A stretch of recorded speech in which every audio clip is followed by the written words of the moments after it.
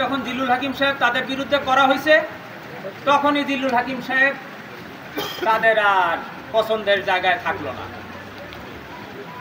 18 সালে কি করছে আমাদের সঙ্গে?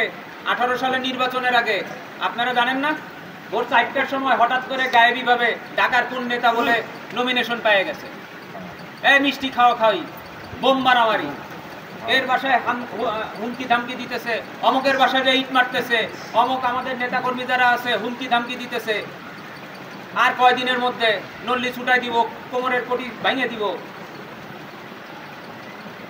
18 সালের ইলেকশনে আপনাদের সমর্থনে, আপনাদের দোয়া, আপনাদের ভালোবাসায় শেখ হাসিনা পছন্দের লোক হিসেবে এই জিল্লুল হাকিমকেই পদ বেছে নিয়েছিলেন। নমিনেশন পাইল, ইলেকশন হলো, এমপি হলো। আমরা কিচ্ছু করছি? একটা কোনো প্রতিশোধমূলক কোনো আচরণ নীতি ওদের কারো বিরুদ্ধে?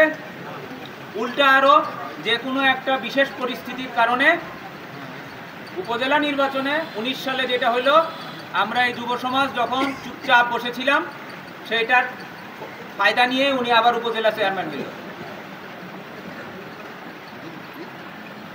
আবার বলল কি, ওনারই কিছু কিছু ভাই, কয়েকজন ভাই বলল, এই মিতুল হাকিম আমাদের যে উপকার করছে, আমাদের পূর্বপুরুষরা যদি কবরের থেকে উঠে আসে, তাও তাদের পুণ্য দিয়ে এই উপকারের আমরা প্রতিদান দিতে পারবো না। আমাদের খালি একটা শর্ত ছিল, আপনার ভাই ভাইস্তাদের আল্লাহর ওয়াস্তে রাষ্ট্র এনে ধরেন।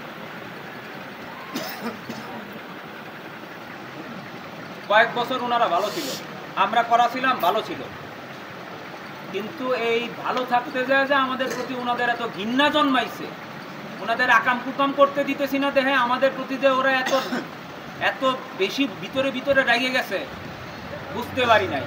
করোনা আসলো, করোনার পরপরই আমাদের বিরুদ্ধে ষড়যন্ত্র শুরু হইল। জানেন আপনারা এগুলো সবাই, আপনাদের শুধু মনে করাই দেওয়ার জন্য বলতেছি। আমার প্রতিদান শোধ করলো খুব ভালোভাবে, বাঁশ দিয়ে। কি ক্ষতি করছিলাম ওনাদের? যেই ছেলেগুলা প্রত্যক্ষ বা পরোক্ষভাবে বিভিন্ন কারণে ওনাদের ইলেকশন করছিল, প্রত্যেকটা ছেলেরে মিথ্যা মামলা দিয়ে দেশ ছাড়া করছিল সব। পাংশা শহরের মধ্যে কম ছেলেরে মারে নাই, এই জালাল চালাল সহ কম মানুষরা অপমান করে নাই। আপনারা দেখছেন পাতা ডাক্তার সাহেবকে কিভাবে অপমান করছে, ওনার মধ্যে একটা ভদ্রলোককে পর্যন্ত। মন্ডলদের ইলেকশন করবেন, করেন, প্রতিদানের জন্য তৈরি থেকে। আমাদের ধারে কাছে ওরা আসতে পারবে না ইনশাল্লাহ। আমরা চাইছিলাম সবাই মিলে সুন্দর মতো থাকতে, যেই কারণে ওই যে বলে না আমাদের সঙ্গে, এই যে আজকে বললো চাচা, বলল যে তাদের সঙ্গে পুলিশ আছে, এই হুমকি দিতেছে। ওই যে পুলিশের সঙ্গে নিয়ে যে ষড়যন্ত্রের সময় এই যে বিভিন্ন ধরনের অনাচার করছে, অত্যাচার করছে, ওইখানে কতিপয় দুষ্কৃতকারী বিপদগামী ওনাদের সঙ্গে ছিল। যখন ভুল বুঝতে পারছে, তাদের নিয়ে গেছে।